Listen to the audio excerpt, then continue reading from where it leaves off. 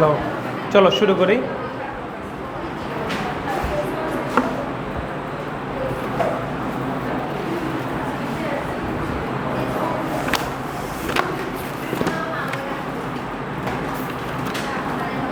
আচ্ছা, আমরা গতদিন প্রান্তবেগ দেখছিলাম না কি? প্রান্তিক বেগ বা প্রান্তবেগ যাই বলো না কেন, প্রান্তবেগ দেখছিলাম। সান্দ্রতা, সান্দ্রবল, সান্দ্রতার গুণাঙ্ক, এই জিনিসগুলো দেখা হয়ে গেছে। শোনো, আমরা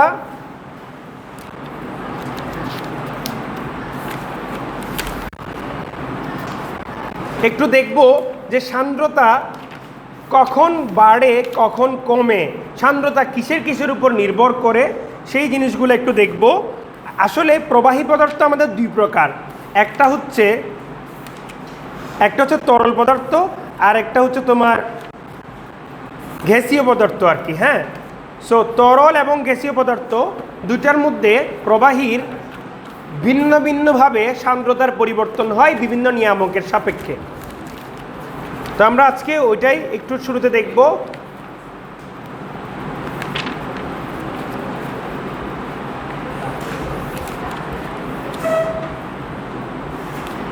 ওকে, সো তার আগে কথা বলি, সেটা হচ্ছে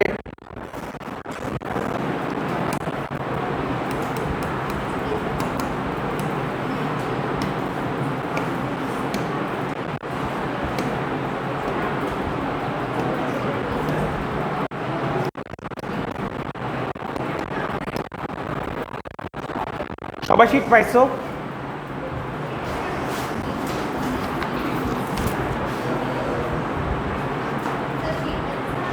শিট পাও নেই? দিয়ে দেন তো স্যার শিটগুলো একটু এখানে দিয়ে। হ্যাঁ, ওকে। সো সান্দ্রতার গুণাঙ্ক, সান্দ্রতার গুণাঙ্কের একক কি? সান্দ্রতার গুণাঙ্কের একক হচ্ছে, সান্দ্রতার গুণাঙ্ক গতদিন আমরা যে ইটা দেখতেছিলাম, ইটাটার একটা একক আছে। এটার একক কি? এটার একক হচ্ছে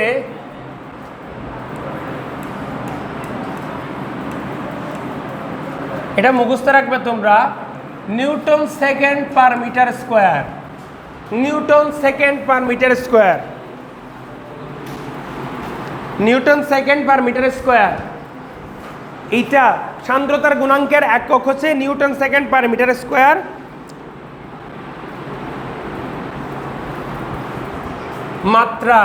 মাত্রা হচ্ছে বা মাত্রা সমীকরণ M L inverse T inverse, এই দুইটা জিনিস, একক আর মাত্রা। ঠিক আছে? তো এর আরেকটা বহুল প্রচলিত, এই মাত্রার এই এককটা হচ্ছে তোমার এসআই একক।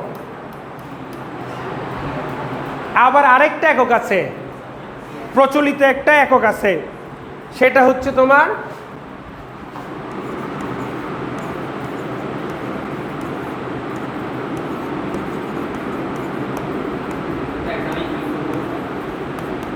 না, তোমাদেরকে বলা থাকবে না, এটা এক্সামের মধ্যে হিসেবে দিবে। সেটা হচ্ছে তোমার পয়েস, POISE, পয়েস। আচ্ছা, পয়েসের সাথে তাহলে নিউটন সেকেন্ড পার মিটার স্কোয়ারের সম্পর্কটা কোন জায়গায় তোমরা একটু দেখো sir.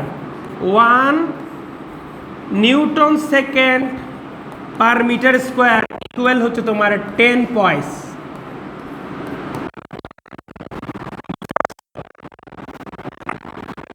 1 newton second per metre square মানে হচ্ছে 10 পয়েস। এইটা একটু লিখে রাখো। কোনটা? হ্যাঁ হ্যাঁ, পয়েসে দেওয়া থাকলে নিউটন এসআই এককে হিসাব করতে গেলে তো অবশ্যই তোমাকে নিয়ে আসতে হবে নিউটন সেকেন্ড পার মিটার স্কোয়ারে নিয়ে আসতে হবে।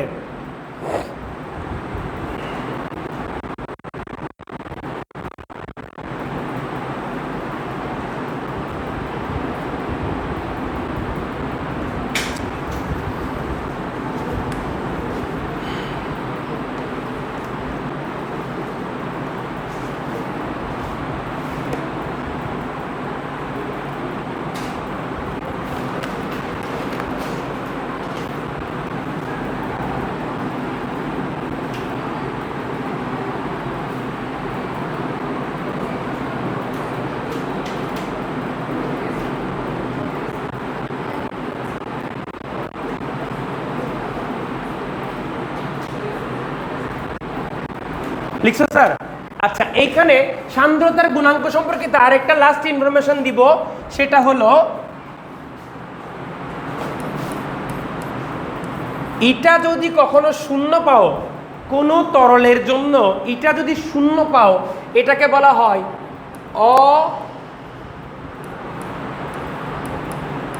অনিউটনীয়। ইংলিশ হচ্ছে কি নন নিউটনিয়ান।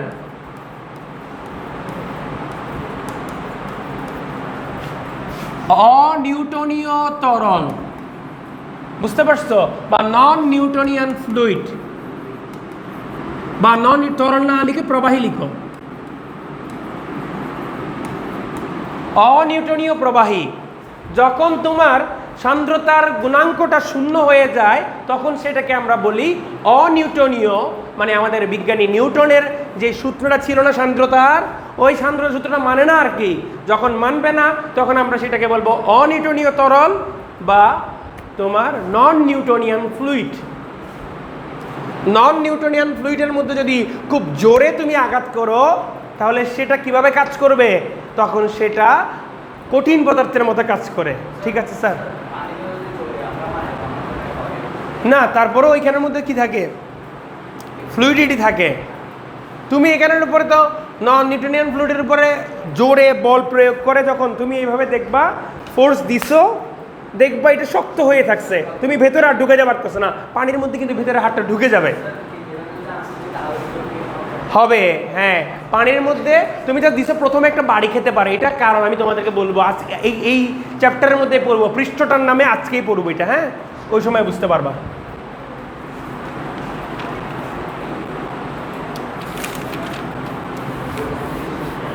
তাই লিখছো স্যার? তাহলে অনিউটনিয়াম ফ্লুইড পর্যন্ত আমরা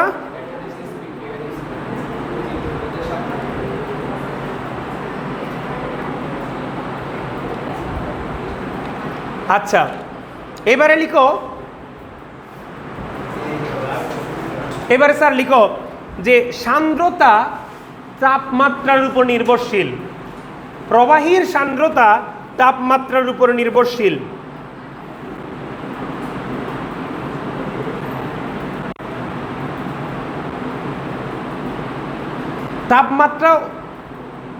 তাপমাত্রাও চাপের উপর নির্ভরশীল লিখো। প্রবাহীর সান্দ্রতা তাপমাত্রাও চাপের উপর নির্ভরশীল, এই কথাটা লিখো। প্রবাহীর সান্দ্রতা তাপমাত্রা ও চাপের উপর নির্ভরশীল। এখানে একটু আসি তো, প্রবাহীকে তো আমরা মোটা দাগে দুভাগে বিভক্ত করি, একটা হচ্ছে তরল পদার্থ আর একটা হচ্ছে গ্যাসীয় পদার্থ। সো তাহলে তরল পদার্থের সান্দ্রতায় লিখো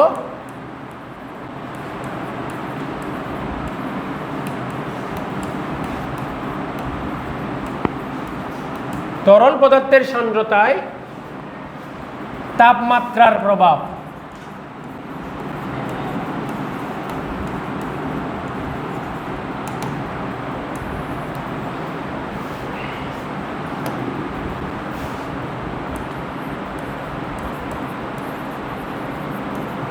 তাপমাত্রা বাড়লে তরলে কিন্তু সান্দ্রতা বেড়ে যায়, তাপমাত্রা বাড়লে সান্দ্রতা কমে যায়।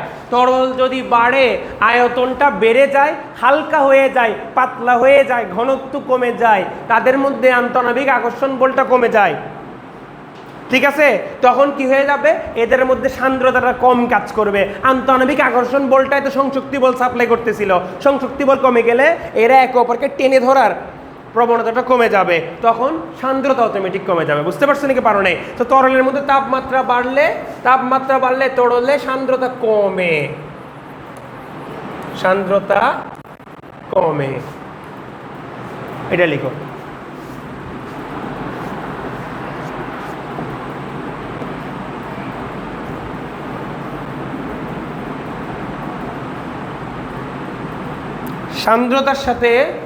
সান্দ্রতার গুণাঙ্কের সাথে তাপমাত্রার সম্পর্ক।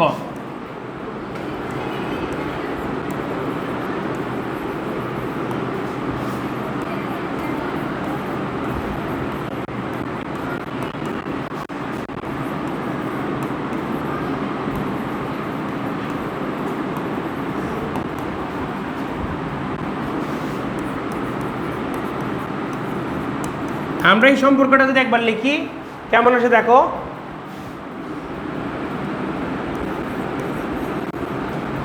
লগ দিয়ে লিখছো, লগ দিয়ে লিখছেন, হ্যাঁ,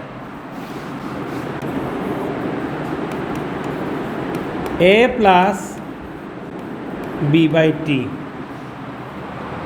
সান্দ্রতার গুণাঙ্কের সাথে তাপমাত্রার সম্পর্ক হচ্ছে log eta equal A plus B by T.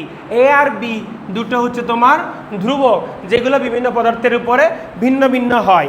A O B ধ্রুবক, ঠিক আছে। এ ও বি কোন পদার্থের উপরে নির্ভর করে, এগুলো চেঞ্জ হয়, কিন্তু একটা নির্দিষ্ট পদার্থের জন্য এ ও বি একই থাকবে। একটা নির্দিষ্ট পদার্থের জন্য এ ও বি কি থাকবে, একই থাকবে। এ বি হচ্ছে তোমার দুটা নির্ভরশীল ধ্রুবক। কিসের উপর নির্ভরশীল? পদার্থটার উপরে নির্ভরশীল। পানির জন্য একরকম হবে, ঠিক আছে। এ বি ধ্রুবক বললাম না, এতক্ষণ চিল্লাইতেছে কি চিন্তা করতেছো বলো? প্রথম পয়েন্টটা, তাপমাত্রা বাড়লে তরলের ঘনত্ব কমে যায়, আয়তন বেড়ে যায়, ঘনত্ব কমে যায়। ঘনত্ব কমে যায়, সাথে কি হয়, এটা একটু হালকা হয়ে যায় এবং এদের মধ্যে আন্তঃআণবিক আকর্ষণ বল কমে যায়। মনে আছে স্যার? আন্তঃআণবিক আকর্ষণ বলটা একটু কমতে থাকে, আণবিক শক্তি বাড়তে থাকে, যে বল কিন্তু কমে। তো এই বল কমে গেলে তাদের নিজেদের অণুর মধ্যে আকর্ষণটা কমে আসবে, সংশক্তি বলটা কমে আসবে। সংশক্তি বল কমে গেলে তাইলে তারা একে অপরকে আটকে রাখতে চাইবে না। পানি একটা লেয়ার যখন ফ্লো হইতে নিবে, তার উপরে দিয়ে আরেকটা পানির লেয়ার ফ্লো হইতে নিলে, বা মধুর একটা লেয়ারের উপর দিয়ে আরেকটা লেয়ার ফ্লো হইতে নিলে, সংশক্তি বল যেটা তাদেরকে ধরে রাখতেছিল, আটকায় রাখতেছিল, সেই আটকানোটা কমে যাবে, স্টিকিনেসটা কমে যাবে, নিজের সাথে নিজের স্টিকিনেসটা কমে যাবে। তখন তাহলে সান্দ্রতা কমে যায় অটোমেটিক। বুঝতে পারছো? সান্দ্রতা তো পুরা ঘটনার ফেনোমেনাটা, আউটকামটা, রেজাল্টটা, ঠিক না? এটার পেছনে মূল কারণটা কি? আন্তঃআণবিক আকর্ষণ বলটাই তো মূল কারণ। ক্লিয়ার?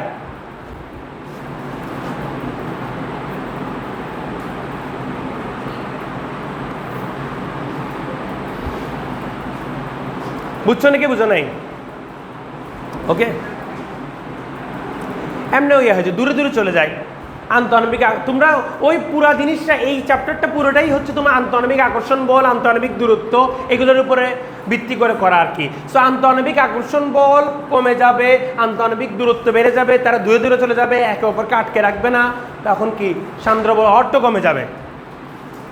আচ্ছা, তাহলে এবার লিখো যে গ্যাসীয় পদার্থের ক্ষেত্রে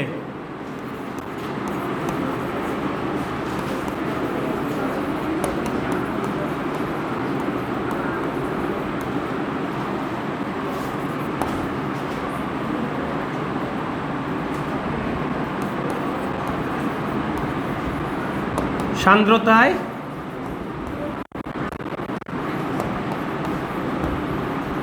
তাপমাত্রার প্রভাব। গ্যাসীয় পদার্থের সান্দ্রতায় তাপমাত্রার প্রভাব। বাচ্চারা, তাহলে আমরা কখনো যদি গ্যাস নেই তাহলে তার জন্য কেমন হবে?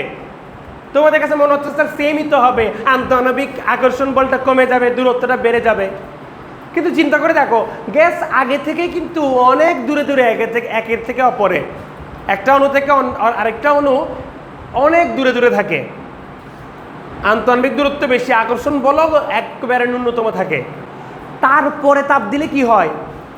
আণবিক শক্তিটা বেড়ে যায় না স্যার? আণবিক শক্তিটা গতিশক্তি না স্যার অণু পর্যায়ে? তাহলে আমি একটা, ধরো যে কোনো একটা গ্যাসের কণা, তাহলে আমি যদি শক্তি পাই আমি কি করব? ছোটাছুটি করব, কাইনেটিক এনার্জি হিসেবে রিজার্ভ রাখবো নিজের মধ্যে, জমা রাখবো নিজের মধ্যে, ঠিক না? পদার্থের অণুর ধর্ম কিন্তু এটাই, অণু শক্তি পাইলে গতিশক্তি বাড়াই দেয়, নিজের গতিশক্তি বাড়াই দেয়, ইলেকট্রনের গতিশক্তি বাড়াই দিয়ে ইলেকট্রনকে উপরের স্তরে নিয়ে আসে নিজের ভেতরে, এরকম আণবিক পর্যায়ে শক্তিগুলো বাড়াই দেয়। তো এখন এই যে আমাদের মূল আলোচ্য বিষয়টা হচ্ছে, অণু যখন নিজেরও গতিশক্তি বাড়াই দিচ্ছে, ছোটাছুটি বেড়ে গেছে। ছোটাছুটি যদি বেড়ে যায়, একের সাথে অন্যের ধাক্কা ধাক্কিটা বেশি হবে, একটার সাথে একটা ধাক্কা ধাক্কিটা বেড়ে যাবে। একটা ধাক্কার কারণে, মোটামুটি প্রভাবের কারণে বাধাটাও বেড়ে যাবে বেশি। বুঝতে পারছো? ছোটাছুটি বেশি হয়ে গেলে বাধাটাও হয়ে যাবে কি বেশি। আগে মনে করো যে কিছু মানুষ ছোটাছুটি করতেছে, দুইজন বালক এমনি যাওয়া আসা করতেছে, আমি যখন হেঁটে যেতে নিব কোনো রকমে তাদের মাঝখানে ফাঁক দিয়ে আমি গলে যেতে পারবো। কিন্তু 8-10 জন বালক এমনি ছোটাছুটি করলে, ধাক্কি করলে এদের মাঝখান দিয়ে আমার যাইতে কিন্তু কষ্ট হয়ে যাবে। কয়েকটা ধাক্কা আমি খেতে থাকবো, ধাক্কা খাইতে খাইতে সামনে আগাবো, ঠিক না? তো এইটা হচ্ছে ব্যাপার যে অণুগুলার যখন তোমার ছোটাছুটি বেড়ে যায়, ছোট্ট একটা আয়তনে অণুর ধাক্কার পরিমাণটা বেড়ে যায়। তো এই ধাক্কার পরিমাণ যখন বেড়ে যাবে, তখন কোনো একটা বস্তু যখন এর মাঝখান দিয়ে গতিশীল হতে চাইবে, তখন সে বেশি বাধাপ্রাপ্ত হবে। তো বাতাসের ধরো অণুর ছোটাছুটি বেশি বেড়ে গেছে, তাহলে তার সান্দ্রতা অটোমেটিক বেড়ে যাবে। তো বাতাসের এই অণুর ছোটাছুটি কখন বেড়ে যায়? যখন তাপমাত্রা আমরা বাড়াই দিই। সো গ্যাসীয় পদার্থের ক্ষেত্রে তাপমাত্রা বাড়ালে তোমার কি হবে? সান্দ্রতা বেড়ে যাবে।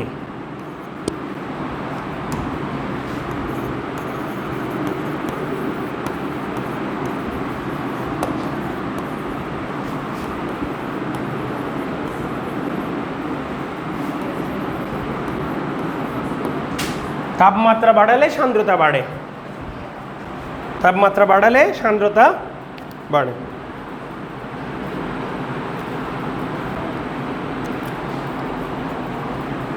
গ্যাসের সান্দ্রতার গুণাঙ্কের সাথে সেম ভাবে লিখো, গ্যাসের সান্দ্রতার গুণাঙ্কের সাথে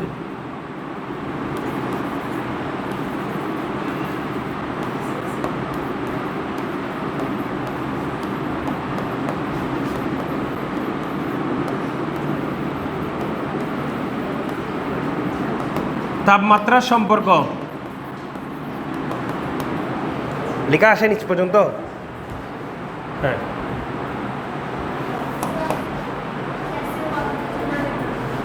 গ্যাসের পদার্থের জন্য আরেকবার বলবো। গ্যাসের পদার্থের ক্ষেত্রে তাপমাত্রা বাড়লে কি বাড়ে বলো দেখি স্যার?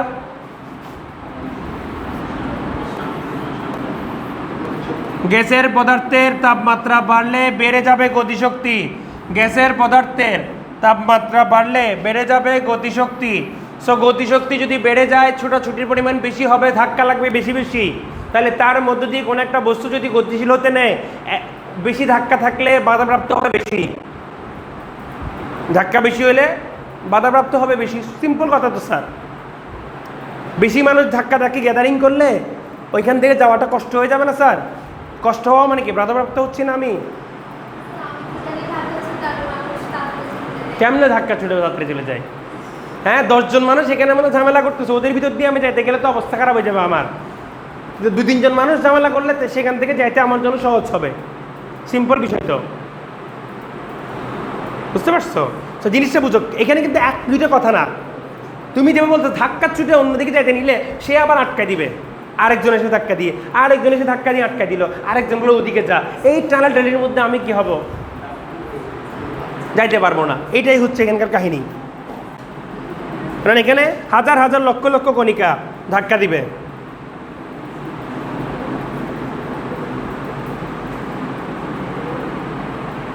তো এটা হচ্ছে তোমার পরম তাপমাত্রার সমানুপাতিক। মনে রাখবা, তোমাদের এমসিকিউতে আসতে পারে, লিখে রাখো, বাংলা ভাষায় একবার লিখে রাখো। এভাবে লিখলে অনেক সময় তোমরা এমসিকিউতে দেখে চোখ উল্টায় ফেলো। কি বলে স্যার? পরম তাপমাত্রার বর্গমূলের সমানুপাতিক, পরম তাপমাত্রার বর্গমূলের সমানুপাতিক। স্যার এটা কি বলে? এইটা তো চিন্তা করতে হবে একটু। ওই চিন্তা করতে করতে তোমাদের সময় শেষ। এই ক্যাপিটাল টি, টেম্পারেচারকে যখন ক্যাপিটাল টি দিয়ে লিখি, তখন সেটাকে কি বলি? পরম তাপমাত্রা বলি। তাহলে লিখো পরম তাপমাত্রার বর্গমূলের সমানুপাতিক। সান্দ্রতার গুণাঙ্ক, গ্যাসের ক্ষেত্রে সান্দ্রতার গুণাঙ্ক পরম তাপমাত্রার বর্গমূলের সমানুপাতিক, পরম তাপমাত্রার বর্গমূলের সমানুপাতিক।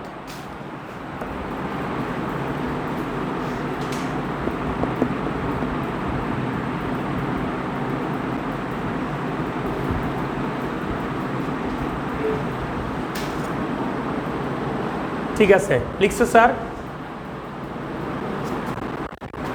এইবারে আসো চাপের প্রভাব। চাপের প্রভাব একটু করে লিখবো আমরা স্যার। প্রবাহীর উপরে, প্রবাহীর সান্দ্রতার উপর চাপের প্রভাব একটু করে বলি।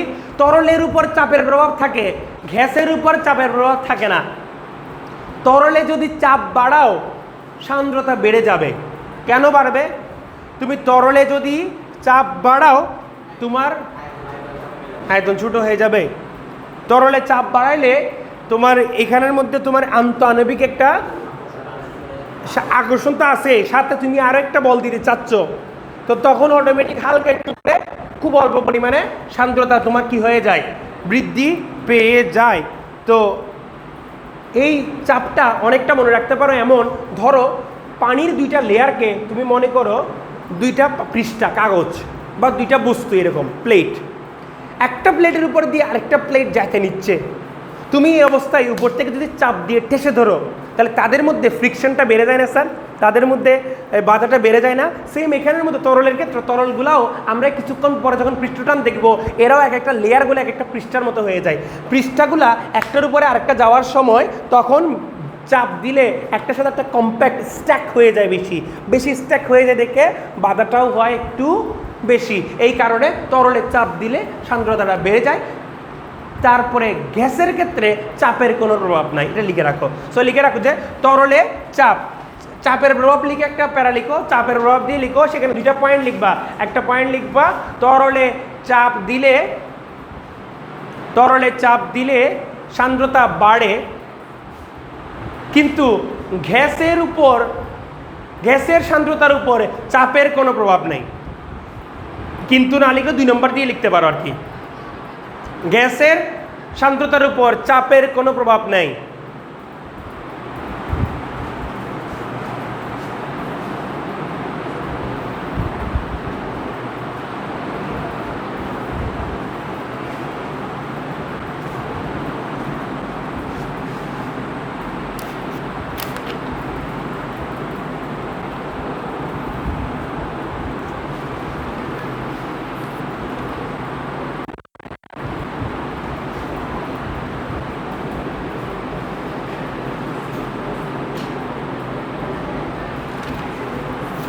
লিখছো স্যার?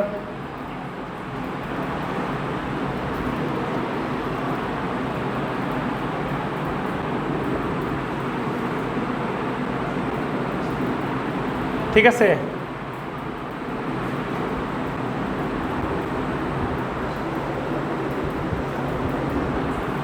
ওকে।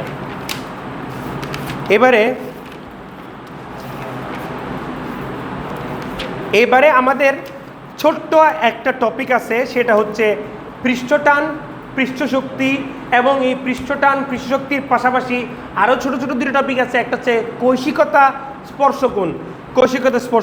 পৃষ্ঠটান পৃষ্ঠশক্তি আর কৈশিকতা স্পর্শকোণ, এই দুইটা জিনিস পড়বো। আসো পৃষ্ঠটান পৃষ্ঠশক্তি একটু করে আমরা দেখি। পৃষ্ঠটান পৃষ্ঠশক্তি, হেডিং দাও।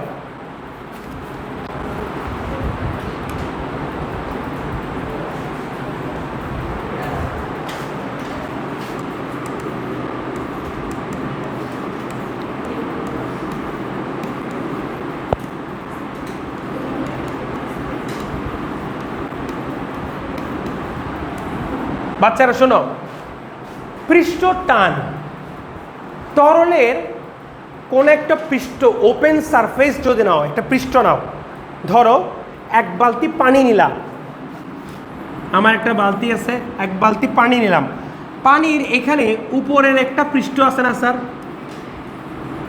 আছে কি নাই স্যার? পানির উপরে একটা পৃষ্ঠ আছে, সেই উপরের পৃষ্ঠটা আমরা যদি খেয়াল করে দেখি একটু টান টান অবস্থায় থাকে। কেমন টান টান অবস্থায় থাকে? আমি আমার জামাকে যদি টান টান করে ধরি যেমন অবস্থায় থাকবে সেরকম, টান টান না থাকলে একটু ফ্যাব্রিকটা একটুখানি কি হয়ে যায়, একটু গুটিয়ে থাকে, এটাকে কি বলবো, কুচকে থাকে, ঠিক আছে, এভাবে হয়ে থাকে। কিন্তু আমি যদি টান টান করে ধরি একেবারে স্ট্রেট, ঠিক না? পানির উপরে চলে কখনো তুমি কি এবার এই ধরনের রিঙ্কেল বা কুচকানো অবস্থা দেখছো তোমরা কখনো? নাই, পানি সবসময় টান টান অবস্থায় থাকে। পানি কেন? যে কোনো তরল সবসময় টান টান অবস্থায় থাকতে পছন্দ করে, এটাকে একটু রিল্যাক্স করে দিলে এটা সুন্দর মতো করে টান টান অবস্থায় চলে যাবে। তো এই ধর্মটা আসে হচ্ছে পৃষ্ঠটানের কারণে। আরেকটু সহজ ভাষায় বুঝে, পৃষ্ঠটানটা হচ্ছেও বা কেন, তোমরা ওই যে একই কথা ঘুরে ফিরে আবার আসবে, সংশক্তি বল। পানি চাইবে কি প্রত্যেকটা অণু একটা আরেকটাকে টেনে টেনে সবচেয়ে কাছাকাছি নিয়ে আসতে চেষ্টা করবে, ওর একটা নিজস্ব দূরত্ব আছে এটার মধ্যে নিয়ে আসার চেষ্টা করবে। এমন অবস্থায় এই সংশক্তি বলের কিউমুলেটিভ প্রভাব হিসেবে, সমষ্টি প্রভাব হিসেবে তখন কি দেখা যায় পানিগুলা একেবারে তাদেরকে কাছাকাছি করে সবচেয়ে ছোট জায়গায় নিয়ে আসার চেষ্টা করে, ছোট ক্ষেত্রফলে নিয়ে আসার চেষ্টা করে, পৃষ্ঠটাকে টান টান করে ছোট করে ফেলার চেষ্টা করে। দেখো টান টান না হলে জিনিসটা একটু বড় থাকে। বলা যায় স্যার কেমনে, আপনার টি শার্টটা টানলে বড়ই হচ্ছে না স্যার, টান টান করলে বড় হয়ে যায় মানে হচ্ছে কি, একবার চিন্তা করে দেখো, একটা তুমি একটা জিনিসটাকে বড় অবস্থায় রাখছো, আয়তন সেম আয়তন, জাস্ট জিনিসটা বড় হয়ে গেলে আমার ক্ষেত্রফলটা একটু বেশি থাকে। কাগজের কথাই একবার চিন্তা করে দেখো, কাগজের কথাই একবার চিন্তা করে দেখো, এইখানে আমরা এইটাকে যখন কি করব, এইটাকে যখন সিলিন্ডার হিসেবে বানাবো, পৃষ্ঠ ক্ষেত্রফল বের করে দেখো, ভেতরে আয়তন সেম রাখবো, আমরা ভেতরে আয়তন সেম রাখবো, সিলিন্ডার হিসেবে একবার গণনা করে দেখবা, সেম আয়তনে পৃষ্ঠের ক্ষেত্রফল হিসেব করে দেখবা একটা মান পাবা। তোমরা বর্গ এই কাগজটা দিয়ে আমরা সেম আয়তন রেখে, আয়তন একে আমি অর্ডার বলতেছি, সেম আয়তন রেখে তাহলে করতে চাইলে পৃষ্ঠা আরেকটু কম বেশি লাগতে পারে, কিন্তু তুমি যদি সেম আয়তনের কাগজের এই ম্যাটেরিয়াল দিয়ে গোলক বানাও, সবচেয়ে কম কি পাবা, ক্ষেত্রফল পাবো পৃষ্ঠের। পানি কখনো উপর থেকে ফেলে দিলে, পানি উপরের দিকে ছুঁড়ে মারছো, কখনো উপরে ছুঁড়ে মারছো, ছোট ছোট গোলক হয়ে যায় না স্যার পানিগুলা, বল হয়ে যায়। কেন বল হয়ে যাচ্ছে স্যার? পানি উপরের দিকে ছুঁড়ে মারলে, আমাদের সুযোগ থাকলে এখানে আমি দেখাইতাম, উপরে পানি ছুঁড়ে মারবো তাহলে এটা ছোট ছোট বল হয়ে যাবে। এই বলগুলো তৈরি হয় কারণ পানি গোলক অবস্থায় চলে আসতে চায়। কেন আসতে চায়? পৃষ্ঠটানের কারণে। পৃষ্ঠটানের কারণে সে তাকে সবচেয়ে কম ক্ষেত্রফল অবস্থায় নিয়ে আসতে চায়, পৃষ্ঠের ক্ষেত্রফল সবচেয়ে কম নিয়ে আসতে চাই। আয়তন তার বদলাবে না, আয়তন তো সেম। একটা নির্দিষ্ট পানির আয়তন সেম থাকবে না সবসময়। 1 কেজি পানি, 100 গ্রাম পানি, 10 গ্রাম পানি, 10 গ্রাম পানি নিলাম ধরো, 10 গ্রাম পানির আয়তন তো সবসময় সেম, প্রায় 10 ml মতো, 10 ml মতো, 10 মিলিলিটার মতো। তো এই 10 ml আয়তনটাকেই সবচেয়ে কম পৃষ্ঠের ক্ষেত্রফল আকারে যদি আমরা রাখতে চাই তাহলে কি হবে, এছাড়া তাহলে গোলক হয়ে যাবে। এছাড়া তোমরা কখনো কোনো একটা সারফেসের মধ্যে পানি রেখে দেখছো, পানি কি করে একটু গুটাই নিয়ে নিজেকে একটু কার্ভ করে বেড়ার চেষ্টা করে, ঠিক না? পানিগুলো সব এক পাশে এসে এভাবে হয়ে যাওয়ার চেষ্টা করে, অথবা খণ্ড খণ্ড আলাদা হয়ে ছোটো ছোটো কিছু স্ট্যাক হয়ে যাওয়ার চেষ্টা করে। এই ব্যাপারগুলো সবগুলো পৃষ্ঠটানের প্রভাবে হয়। ঠিক আছে স্যার, ওকে। এই কারণে অর্ণব যখন বলতেছিল স্যার নিউটনিয়ান ফ্লুইডের মধ্যে তো আমরা অনেক সময় ঘুষি দিলে, বল প্রয়োগ করলে ব্যথা পাই। হ্যাঁ, নিউটনিয়ান ফ্লুইডে তো ভিতরে ঢুকে না, আর হাতটা শক্ত করে জোরে ফোর্স দিয়ে ভিতরে ঢোকার চেষ্টা করলে ঢুকে না। কিন্তু নন নিউটনিয়ান ফ্লুইডের মধ্যে ভিতরে ঢুকে না। নিউটনিয়ান ফ্লুইডে ফোর্স দিলে তুমি ব্যথা পাবা, কিন্তু আস্তে করে ভিতরে ঢুকাই ফেলতে পারবা। ঠিক আছে, এই জন্য তুমি উপরে বাড়ি দিতে গেলে পানির তলের উপরে আস্তে আস্তে করে তুমি কিন্তু থাপড়াইতে পারবা, এভাবে থাপড় দিতে পারবা, আস্তে আস্তে করে বাড়ি দিতে পারবা, ট্যাপ ট্যাপ করতে পারবা। করতে পারতেছো, তুমি যখন একটা জিনিস ফিল করবা, মনে হচ্ছে যে কোনো একটা ফ্যাব্রিক বা কোনো একটা কাপড়ের উপরে তুমি মনে হয় বাড়ি দিচ্ছ। ঠিক আছে, তুমি কোনো একটা বস্তুর উপর টান টান করে, আগেরকার দিনে যে কাঁথা সেলাই করতে কিছু চাকতি ছিল, চাকতির মধ্যে কাপড় রেখে টুপ টুপ করে বাড়ি দিলে যেমন হবে, পানির উপরে টুপ টুপ করে বাড়ি দিলে প্রায় একই ধরনের একটা ফিলিংস তুমি পাবা। ওইখানে তো ফ্যাব্রিকটা একটার সাথে একটা লাগানো, প্রত্যেকটা সুতা একটার সাথে একটা লাগানো, আঁটোসাঁটা আছে। পানির মধ্যে কোনো সুতা আঁটোসাঁটা পাবে নাই। তারপরও তাদের মধ্যে পৃষ্ঠটানের কারণে তারা একটা ফ্যাব্রিক লাইক অবস্থা সৃষ্টি করে। এইটাই আমরা পৃষ্ঠটান পড়বো। ঠিক আছে স্যার, পুরো ঘটনাটা কি বুঝতে পারছি? এটা তরল পদার্থ বা প্রবাহী পদার্থের একটা ইউনিক বৈশিষ্ট্য। ঠিক আছে, তরল পদার্থের বৈশিষ্ট্য বলতে পারো।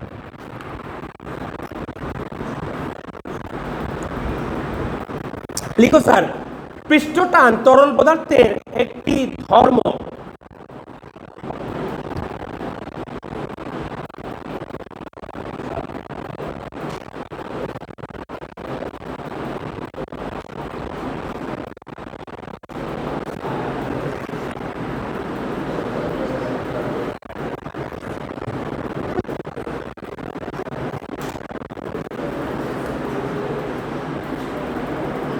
হ্যাঁ, এবার একটু লিখে ফেলো তো স্যার।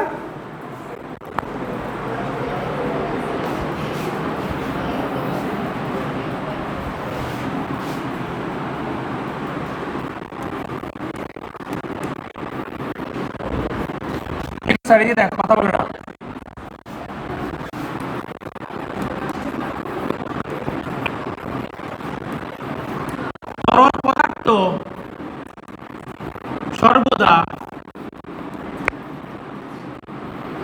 তো না তরল পদার্থ নাকি তরল পৃষ্ঠের ক্ষেত্রফল লিখো স্যার।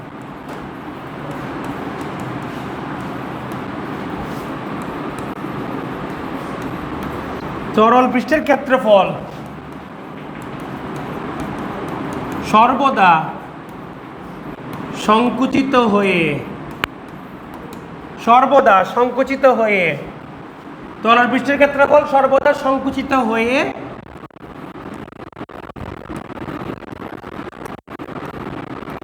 সর্বনিম্ন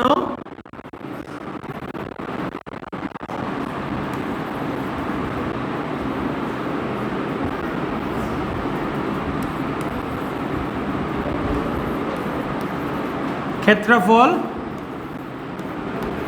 হতে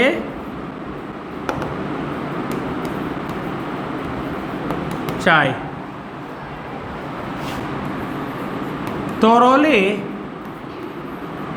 যে বলের প্রভাবে এই বিশেষ ধর্ম প্রকাশ পায়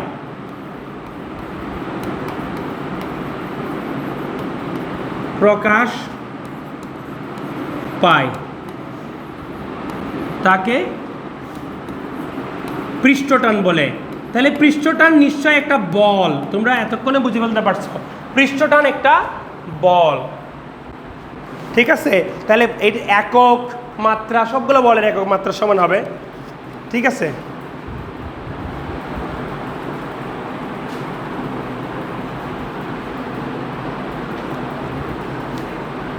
না একক মাত্রা তো সেম না, না না সরি, একক হচ্ছে তোমার এখানে কথা আছে প্রতি একক দৈর্ঘ্যের জন্য হিসাব করতে হবে। একক হচ্ছে তোমার নিউটন পার মিটার, মাত্রা হচ্ছে তোমার mt²। হ্যাঁ এর একক লিখো স্যার।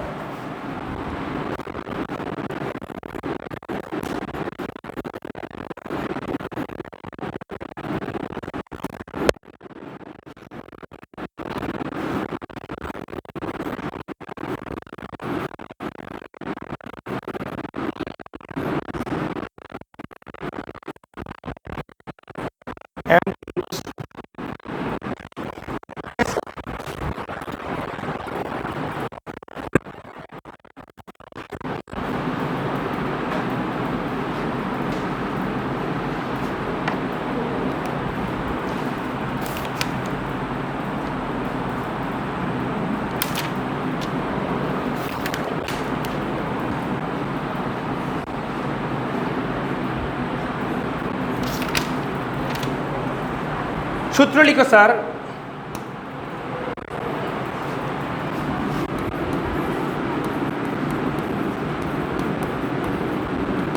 পৃষ্ঠটান T equal F/L। এইখানে আমাদের L জিনিসটা কি জানো? L হলো কার্যকর দৈর্ঘ্য।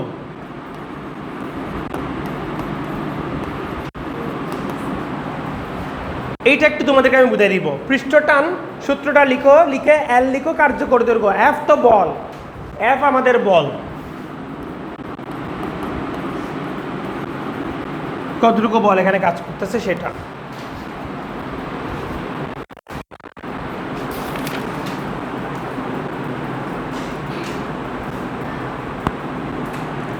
ঠিক আছে, তো একটু দেখো, তোলা হইলে আমি বুঝিয়ে দিচ্ছি এলটা।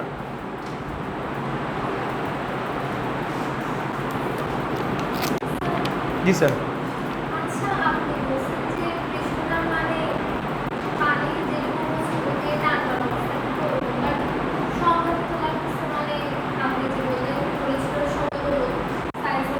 হ্যাঁ গোলক সাইজ হয়ে যায় কেন? সে টানটান অবস্থায় সে ছোট হয়ে যেতে চায়, সর্বনিম্ন অবস্থায় চলে আসতে চায়। সর্বনিম্ন পৃষ্ঠের ক্ষেত্রফল হয় গোলকের জন্য। একই আয়তনের বিভিন্ন শেপ নিয়ে তুমি দেখতে পারো, তার মধ্যে গোলকের পৃষ্ঠের ক্ষেত্রফলই সবচেয়ে কম।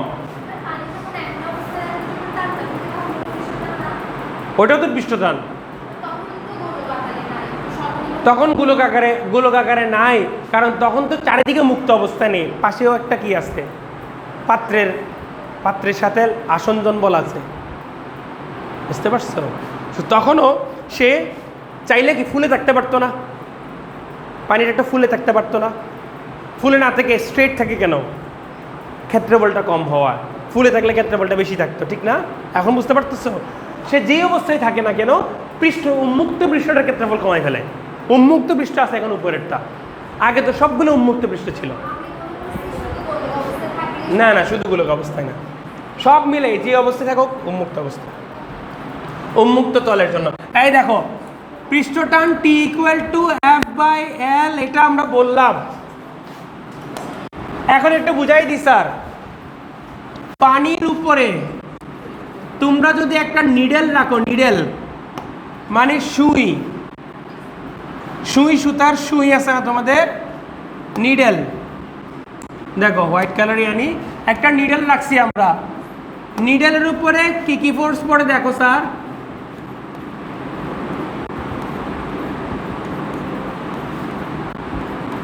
নিডেলের উপর দুই পাশ থেকে সমান সমানে বল প্রয়োগ হয়, ঠিক আছে স্যার? তো একবার খেয়াল করে দেখো, নিডেলের দৈর্ঘ্য যদি স্মল এল হয়, তাহলে আমাদের এখানে ক্যাপিটাল ইকুয়াল টু কি হবে জানো? 2 × স্মল এল। স্মল এল হচ্ছে তোমার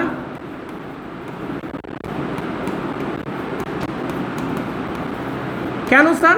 এই দৈর্ঘ্যের উপরে টান বলটা, এই টানটা দুই পাশে দুইভাবে কাজ করতেছে, ডান পাশ থেকে একটা টান কাজ করতেছে, বাম পাশ থেকে একটা টান কাজ করতেছে। তো ডান পাশে টান বলটা এল দৈর্ঘ্যের উপরে কাজ করতেছে, বাম পাশে টান বলটাও কিন্তু এল দৈর্ঘ্যের উপরে কাজ করতেছে, ঠিক না?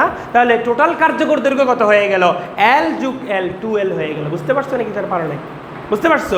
তো তাহলে এক্ষেত্রে আমরা তখন কি পাবো? T = বুঝি নাই,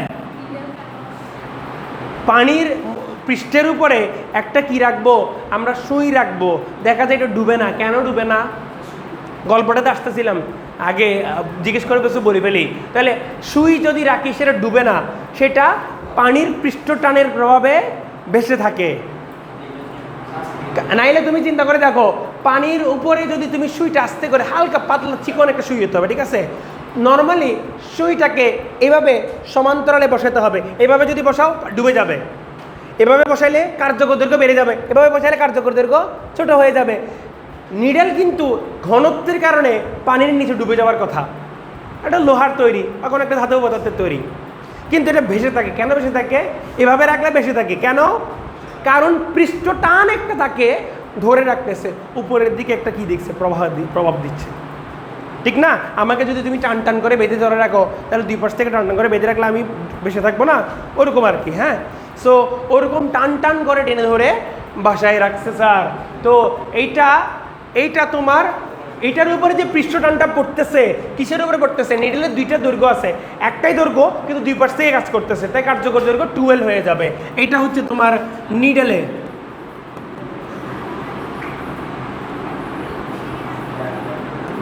এটা নিডেলের জন্য, নিডেল বানান ঠিক আছে কিনা আমি জানি না। আচ্ছা, রিং এর জন্য চিন্তা করে দেখি তো স্যার।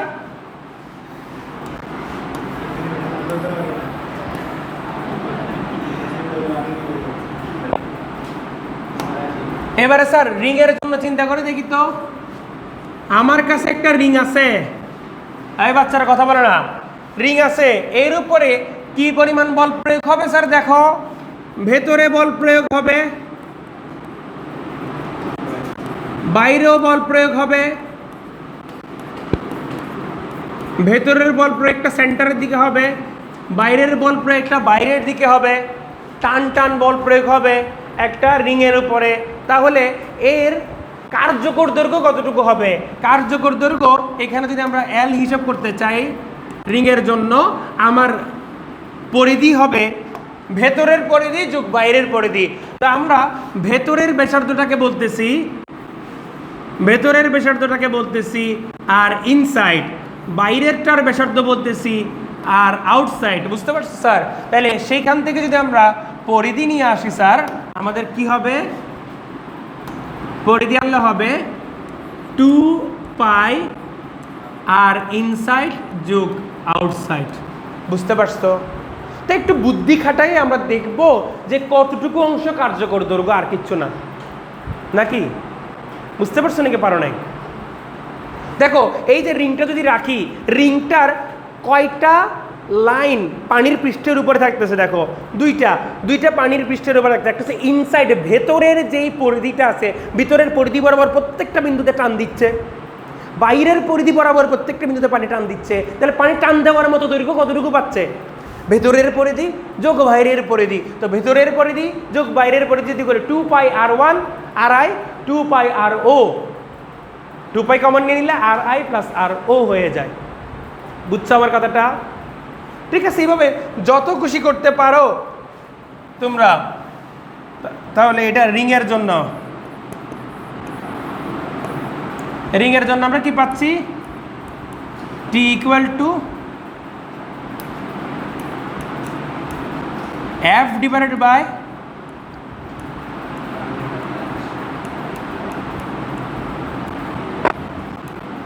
ওকে।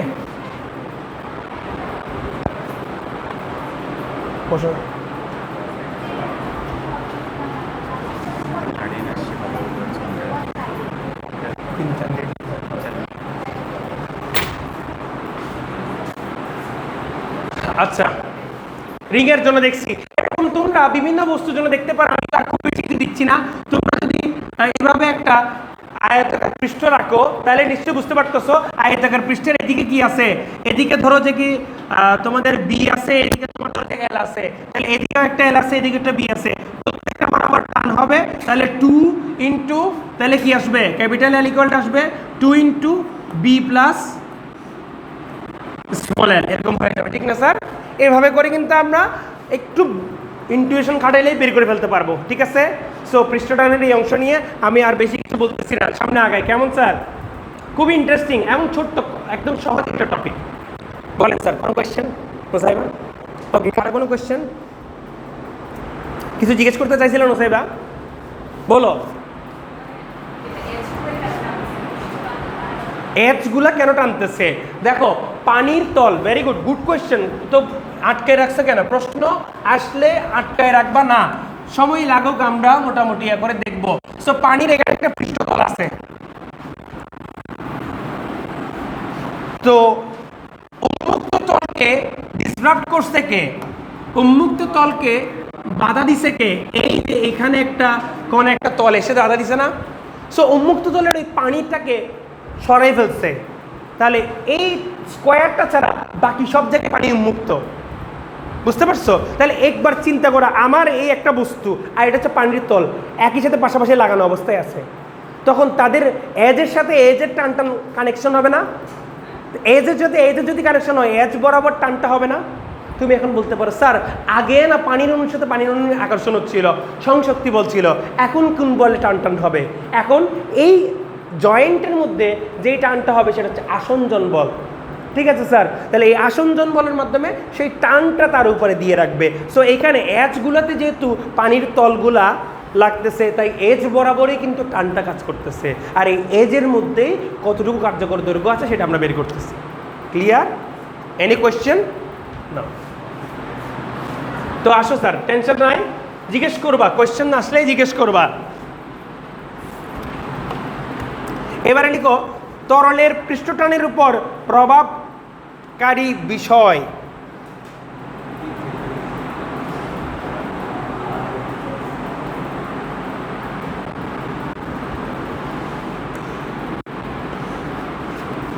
তরলের পৃষ্ঠটানের উপর প্রভাবকারী বিষয়।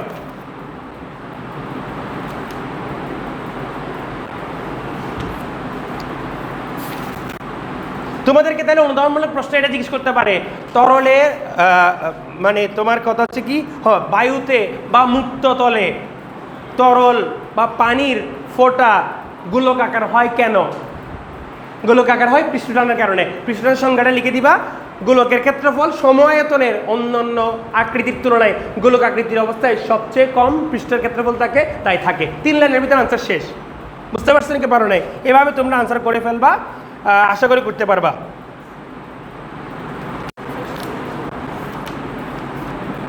সো এখানে তরলের পৃষ্ঠটানের উপর প্রভাব বিস্তারকারী বিষয়গুলো হচ্ছে তোমার 1 নম্বর তাপমাত্রা লিখো, তাপমাত্রা 1 নম্বরে লিখবা তাপমাত্রা। তাপমাত্রা বাড়লে পৃষ্ঠটান হ্রাস পায়, তাপমাত্রা বাড়লে পৃষ্ঠটান হ্রাস পায়। ওই যে একে অপর থেকে দূরে দূরে চলে যায়, সংশক্তি বল কমে যায়, সংশক্তি বল কমে গেলে টানটা কমে যাবে। 1 নম্বরে লিখবা তাপমাত্রা, ভেতরে লিখবা তাপমাত্রা বাড়লে পৃষ্ঠটান হ্রাস পায়।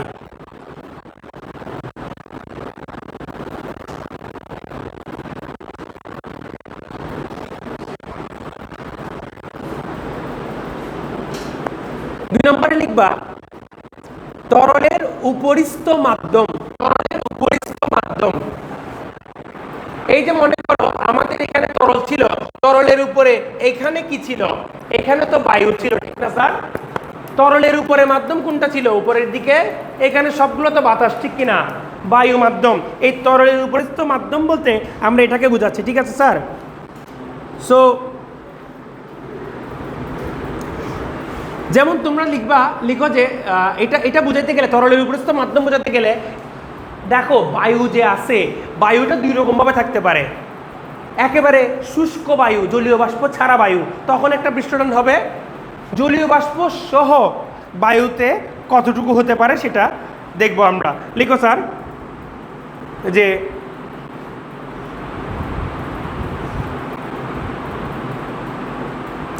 জলীয় বাষ্প মুক্ত বায়ুতে পানির পৃষ্ঠটান 72 × 10⁻³ নিউটন পার মিটার,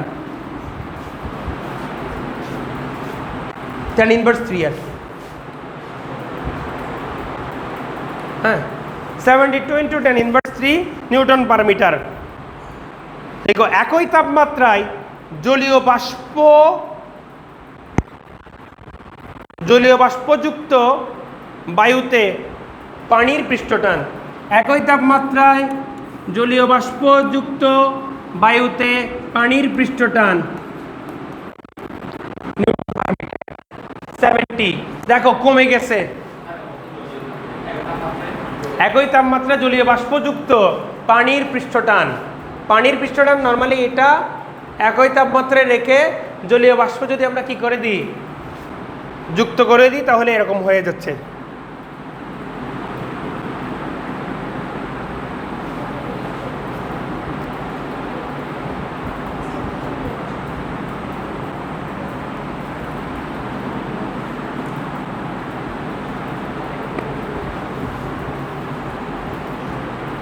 লিখো তরলের মুক্ত তলে দূষণ, তরলের মুক্ত তলে দূষণ কিরকম এটা একটু বুঝাই বলি। লিখো যে তরলের মুক্ত তল মানে কি, উপরের তলটা, ঠিক কিনা স্যার? এইটা একটা বাস্তব ঘটনা দিয়ে তোমাদেরকে আমি বুঝাই দিচ্ছি। দেখো তরলের মুক্ত তল, উপরের তলে দূষণ, দূষণ মানে কি অন্য কোনো একটা পদার্থ দিয়ে দেওয়া। তোমরা কখনো শুনছো সমুদ্রে তেল ঢেলে সমুদ্র ঠান্ডা করতেছে? সমুদ্র শান্ত করতেছে, ঠান্ডা মানে শান্ত করা, সঠিক শব্দটা হবে শান্ত করা। সমুদ্রটাকে শান্ত করা হয় সমুদ্রের তেল ঢেলে, কখনো শুনছো? নিউজ দেখবা সমুদ্রের তেল ঢেলে সমুদ্র শান্ত করা হচ্ছে। মানে সমুদ্রে যখন অনেক বেশি ঢেউ হয়ে যায়, তা ঢেউগুলো জুড়ে জুড়ে এসে আছড়ে পড়তেছে। তো এর পৃষ্ঠটানটা কমাই দেওয়ার জন্য, পৃষ্ঠটান কমে গেলে কি হবে, সমুদ্রের স্রোতগুলা একেবারে একটা থেকে আরেকটা ভাবে প্রবাহিত হয়ে এসে একেবারে উপকূলে আসবে না আর কি। যদি পৃষ্ঠটান কমে গেলে এটা ফেটে পড়বে, এই যেই স্রোতটা আসছে সেটা ফেটে পড়বে, ঠিক আছে? ওটার জন্য কি করে যে এটাকে একটু পৃষ্ঠটানটা কমাই ফেলা হয় অনেক সময়। তো কমাই ফেলার জন্য কি ঢেলে দে, তেল ঢেলে দে। তো তেল, চর্বি এই জাতীয় পদার্থ যদি তরলের পানির উপরে যদি আমরা দিয়ে দিই, তাহলে ওইটা পানির পৃষ্ঠটানটা কি হয়ে যায়, হ্রাস পেয়ে যায়। এটা হচ্ছে তরলের উন্মুক্ত পৃষ্ঠে বা মুক্ত পৃষ্ঠে দূষণ করলে। বুঝতে পারছো? তাহলে তরলের উন্মুক্ত পৃষ্ঠে বা মুক্ত পৃষ্ঠে যদি আমরা দূষণ করি, তাহলে পৃষ্ঠটানটা কি পায়, হ্রাস পায়। উদাহরণ হিসেবে লিখে রাখো যে পানির উপরে তেল ঢাললে ওটা বেশি থাকবে না উপরে তলে, পানির উপরে তেল ঢাললে ওটা কি হয়ে যায়, পৃষ্ঠটান হ্রাস পায়।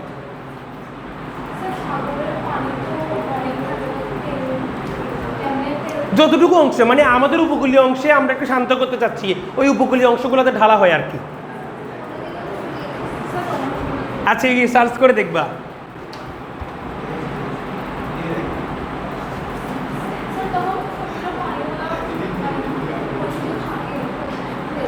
সমুদ্রের পানি দিন শেষে দূরে গিয়ে ফেনা হয়ে পরিশোধিত হয়ে যাবে, মানে এক পাশে জমা হয়ে যায় আর কি।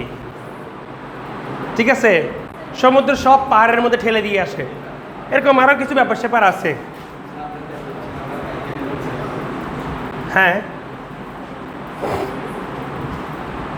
কতজন কত রকম, এই যে হরমোজ প্রণালী বন্ধ করাতে কতজন কত রকম ইয়া দিচ্ছে, বলে যে ওইখান থেকে তেল সব ঢেলে দিবে, এই পাশে পানিতে সমুদ্রে তো তেল তো কি হয় না, মিশে না, ওই তেল তো ভেসে ভেসে এদিকে চলে আসবে, তারপরে হচ্ছে কি এটাকে আমরা আবার কালেক্ট করে নিব। হ্যাঁ, সুন্দর বুদ্ধি, কত যে বুদ্ধি মানুষ বলে, কিন্তু এগুলোকে আসলে কাজ করবে জানি না। তো আসো, ওই প্রভাবে আমরা যাব না, আমরা আসি। শেষ করি এটা থেকে আরেকটা ইয়া দেখবো আমরা, দ্রবীভূত বস্তুর উপস্থিতিতে। এরপরে পয়েন্টটা লিখো, দ্রবীভূত বস্তুর উপস্থিতিতে।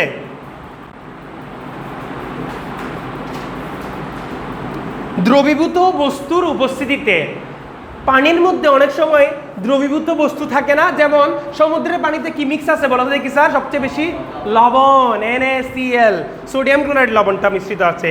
এইরকম দ্রবীভূত উপস্থিতিতে তোমার পৃষ্ঠটানটা বৃদ্ধি পায়। যেমন সমুদ্রের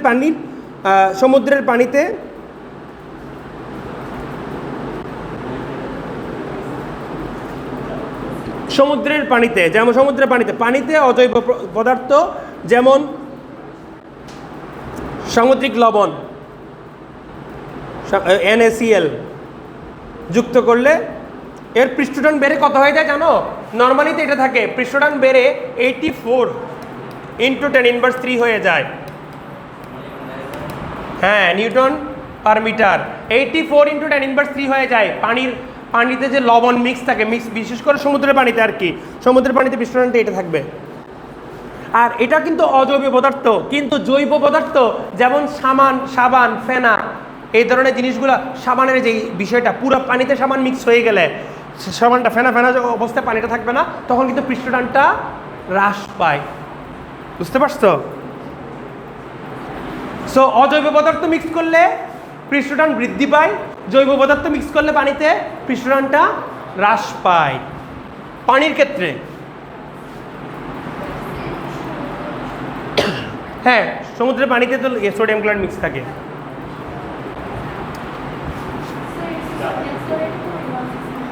পরিমাণ না, সোডিয়াম ক্লোরাইড মিক্স করার পরে পৃষ্ঠটানের মান, পানির পৃষ্ঠটানের মান। লাস্টলি হচ্ছে তড়িদাহিতকরণ। তরল তড়িদাহিত করলে পৃষ্ঠটান হ্রাস পায়। তড়িদাহিত করলে পৃষ্ঠটান হ্রাস পায়।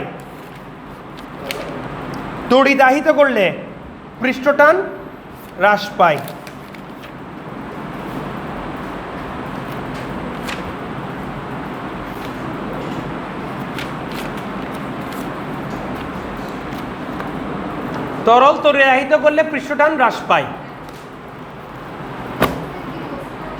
তরল তড়িতাহিত করলে পৃষ্ঠটান হ্রাস পায়।